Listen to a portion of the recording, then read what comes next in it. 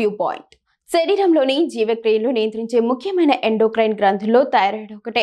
ఈ గ్రంథి సక్రమంగా పనిచేయకపోతే అనేక ఆరోగ్య సమస్యలు తలెత్తే అవకాశం ఉంటుంది. ముఖ్యంగా దేశంలో థైరాయిడ్ సంబంధిత సమస్యలు ఎక్కువగా కనిపిస్తున్నాయి. అందుకే థైరాయిడ్ ఆరోగ్యాన్ని కాపాడుకోవడంలో సరైన ఆహారం కీలక పాత్ర పోషిస్తుంది.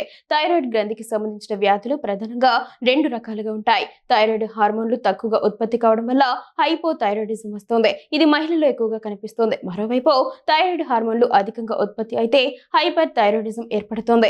ఈ రెండు పరిస్థితులపై కూడా ఆహారపు అలవాట్లు గణనీయమైన ప్రభావం చూపుతాయి.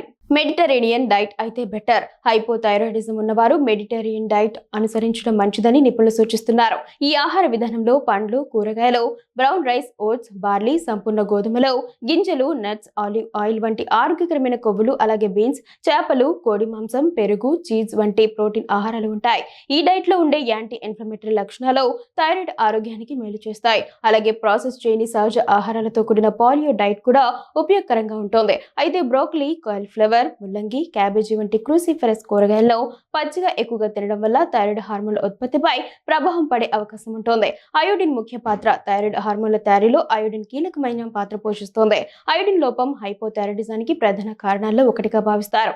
అయోడైజ్డ్ ఉప్పు వాడిన వారు, పూర్తిగా వెగన్ ఆహారం తీసుకునేవారు, గర్భిణీలు అయోడిన్ లోపానికి ఎక్కువగా గురయ్యే అవకాశం ఉంటుంది. సముద్రపు శైవలాలు, సముద్ర ఆహారం, పాల ఉత్పత్తులు, గుడ్లు కూడా అయోడిన్ కు మంచి వనరులు.